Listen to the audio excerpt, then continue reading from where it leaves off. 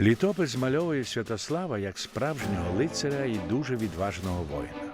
Коли князь Святослав виріс і став чоловіком, він почав збирати багато хоробрих вояків. Бо й сам був хоробрий і легкий, ходив як леопард і багато воював. А як ішов на котрий край, сповіщав наперед: «Іду на вас», бо вважав, що не по-лицарськи несподівано, потайки на когось нападати.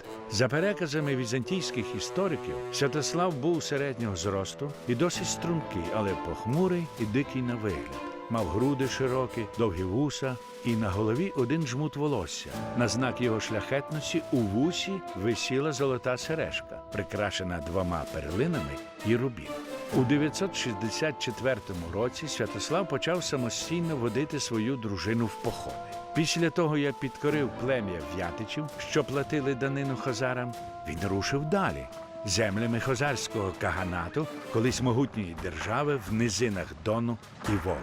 Територією каганату пролягали численні торговельні шляхи, зокрема славетний Срібний, яким плив основний потік цінного металу з Азії в Європу. Цей шлях контролювали хозари аж до Середньої Волги, і лише та частина його, що виходила до Балтики, була під наглядом Русі. Очевидно, Русь не влаштовував такий стан справ, коли більшу частину баришів треба було віддавати хозарам. Ще за Олега на Тамані збудували варязький форпост для забезпечення провозу срібла, оминаючи володіння каганату. Але 830 року була зведена хазарська фортеця Саркел, що блокувала цей обхідний шлях. 965 року Святослав розбив вороже військо самим Каганом на чолі і заволодів Саркелом, який став після цього руською фортецею Біла Вежа. А невдовзі захопив і столицю каганату – Ітиль.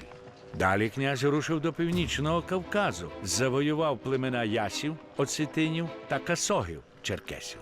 Звідтіля подався на Волгу, де повоював Болгарію і зруйнував там місто Болгар.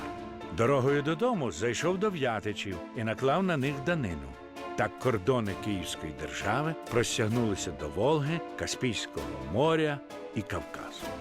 Коли Святослав повернувся до Києва, застав там послів від грецького царя Никифора, котрий просив його йти воювати дунайських болгар.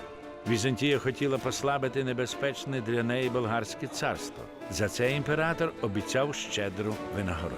Святослав узяв із греків кілька пудів золота і з 60 тисячами воїнів на човнах увійшов у Дунай. У перших боях піхота, зорганізована на варязький спосіб, розбила болгар. Святослав здобув міста на північ від Дунаю.